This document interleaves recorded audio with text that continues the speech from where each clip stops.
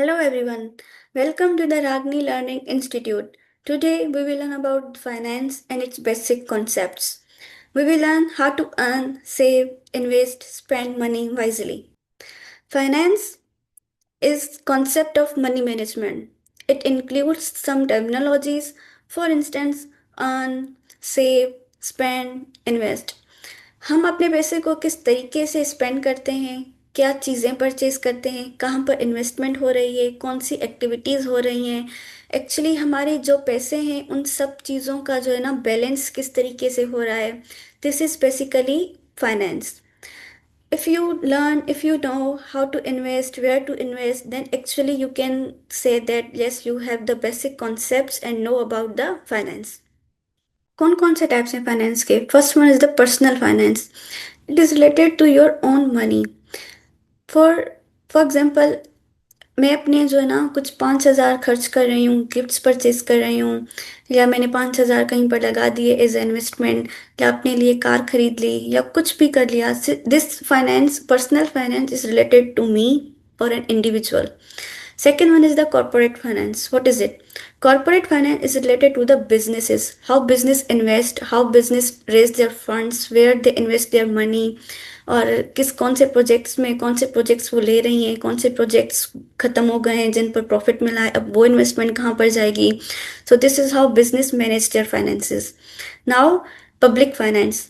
Public finance is related to the money related to the government. For example, loan, debt, the government spendings, government import कर रही है, export कर रही है, और टैक्सेस पे हो रहे हैं. हम नॉर्मली कंज्यूमर भी टैक्सेस पे करते हैं. फॉर एग्जांपल, शॉपिंग कर ली तो शॉपिंग पर जो है ना हम टैक्स पे करते हैं कोई भी चीज़ पर. सो this is how finances and money, they are interrelated and managed by different parties with different strategies.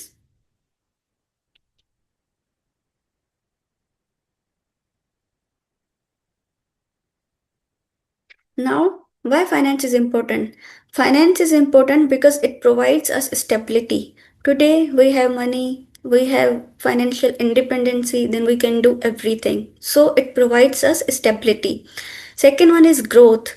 Finance और मनी का बैलेंस है और हमारे पास आज की सेविंग है, देन वी कैन ग्रो. हम फ्यूचर में अपने डिसीशंस जो है ना आसानी से ले सकते हैं. For example, if I want to go for higher studies, for example if कोई भी अनसर्टेनिटी आ रही है, लाइक कोविड आ गया था जैसे.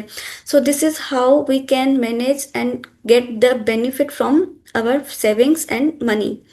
देन इकोनॉमी पर भी इम्पैक्ट है फाइनेंस का.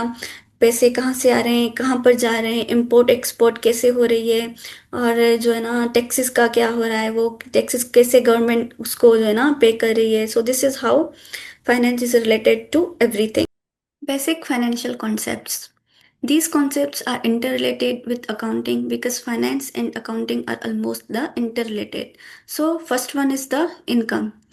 Income, whatever you earn. For example, if you are doing job, if you are working anywhere else, whatever you earn is your income. Then next one is expenses. Expenses, how much you spend. For example, मैंने एक चीज़ purchase की है, मैंने car purchase कर ली, मैंने एक जो है ना गिफ्ट परचेज कर ली. So this is our expenses.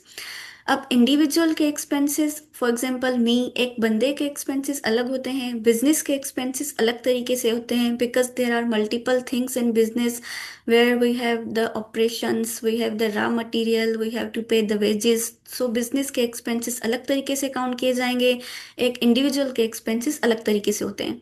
Then saving is money kept for future. आज मेरे पास फॉर एग्जाम्पल 10,000 हैं तो फ्यूचर में मुझे काम आ सकते हैं. Then investments, money use to grow more money.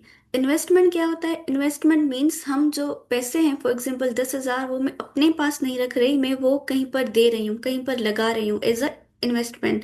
For example, वो मैंने जो है ना म्यूचुअल फंड्स में लगा दिए ताकि मुझे 2 साल या 3 साल के बाद मुझे वो 10,000 50,000 में कन्वर्ट होकर मिल सकते हैं. सो this is how many grow on money. Investment हम इसलिए करते हैं. और इन्वेस्टमेंट कहाँ पर करनी है, किस जगह पर करनी है, ये डिसीजंस लेना बहुत ही इंपॉर्टेंट है. और हमें हर चीज़ मेजर करनी होती है, कितना रिस्क है, कितना रिस्क हम मिनिमाइज कर सकते हैं, या कितना रिस्क हम खुद बियर कर सकते हैं in case of losses. Next one is budgeting. Budgeting means how plan और how you made the plan for anything. For example planning strategies में जो है ना, फॉर एग्जांपल ऑपरेशन से मेरे मेरे रॉ मटेरियल में 10,000 जाएंगे, मेरे लेबर और वेजेस में मैं 1 लाख लगा दूंगी। So this is how we have to make the budget for any activity. Then debt and loan, money borrowed with interest. Now interest is extra cost or earning. अब क्या है, डेट और loan हम जब लेते हैं या देते हैं तो हम मनी के ऊपर मनी हमें मिलती है। फॉर एग्जांपल मैं 1 लाख दे रही हूँ 10% इंटरेस्ट रेट पर। अब वो 10% को आप मल्टीप्लाई करेंगे 1 लाख से, फिर जितना अमाउंट आएगा देन उतना अमाउंट और 1 लाख एडेड हो जाएंगे तो मुझे वो वापस उतना मिलेगा बढ़कर। इट मीन्स मुझे 10% इंटरेस्ट भी मिला और जो मैंने 1 लाख दिए थे वो भी मुझे वापस रिटर्न में मिला। तो हम इस तरीके से जो है ना लोन और डेट को डील करते हैं। Next, financial rules. First one is spend less earn more. जितना कम स्पेंड करेंगे उतना सेव ज्यादा करेंगे और अर्निंग ज्यादा होगी तो इन्वेस्टमेंट भी ज्यादा होगी। Then avoid unnecessary debt. If debt की या लोन की नीड नहीं है तो it's better to avoid it because we have to pay more and we have to face losses in future. Then last one is learn basic investment strategies early. जितना जल्दी हो सके, if you are aware about the strategies of investment, if you are aware about the portfolios, mutual funds, stocks, finance, crypto and digital investment apps, then you can invest early and save more in future.